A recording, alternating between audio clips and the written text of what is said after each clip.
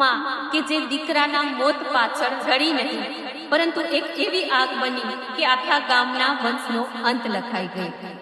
આ છે આસબાઈ માની સાચી અને કંપાવી નાખે તેવી કથા. અષાઢ શ્રાવણની લીલીછમ ધરતીમાં લાલપુર તાલુકાના ચારણતુંડી ગામનો યુવાન ચારણ ખીમાણંદ ભેંસો ચરાવતો હતો. કુદરતની મીઠી ઠંડકમાં ઊંઘ આવી જાય છે. બીજી બાજુ તેમની ભેંસો ચરતા ચરતા બાજુના જસાપર ગામના એક રાજપૂતના ખેતરમાં ઘૂસી જાય છે અને થોડી વારમાં અડધું ખેતર સાફ. ત્યાં તો ખેતર માલિકના બે યુવાન દીકરા આવે છે. ક્રોધમાં અંધ સૂતેલા ખીમાણંદ પર તૂટી પડે છે. થોડી વારમાં યુવાન ચારણની હત્યા. આ સમાચાર આખા ગામમાં ફેલાઈ જાય છે. ચારણ હત્યા એ મહાપાપ ગણાય. આ સાંભળી અને ગામના વડેરાઓ ચારણતુંડી ગામમાં માં આસબાઈના આંગણે આવે છે. હાથ જોડી માથું ઝુકાવી અને રડતા અવાજે કહે છે કે અમારાથી મહાપાતક થઈ ગયું, અમને માફ કરો, અમારાથી તમારા દીકરાનું મોત થઈ ગયું.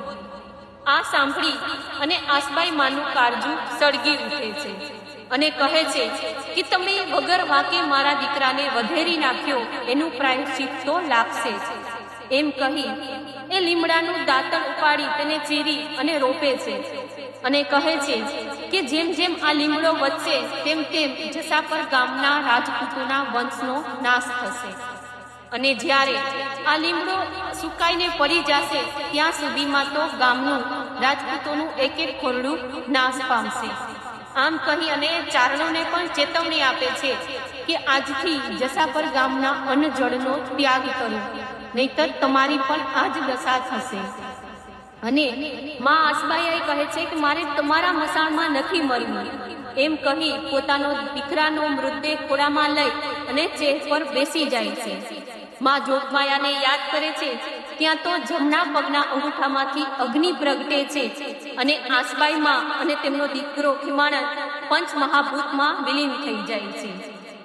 હજી પણ કહેવાય છે કે આ લીમડાનું થડ ચારણતુંડી ગામમાં ચારણોના કુળદેવીના મંદિર પાસે પડેલું છે. એટલા વર્ષોના તાઢ તડકા છતાં પણ આ થડ હજી સળ્યું નથી.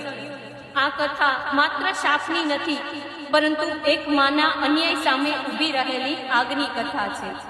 સમાજ માટે એક જ સંદેશો છે કે ક્રોધમાં કરેલું એક પાપ આખા સમાજનું પેઢીનું ભવિષ્ય ખાઈ જાય છે. જય ભારત.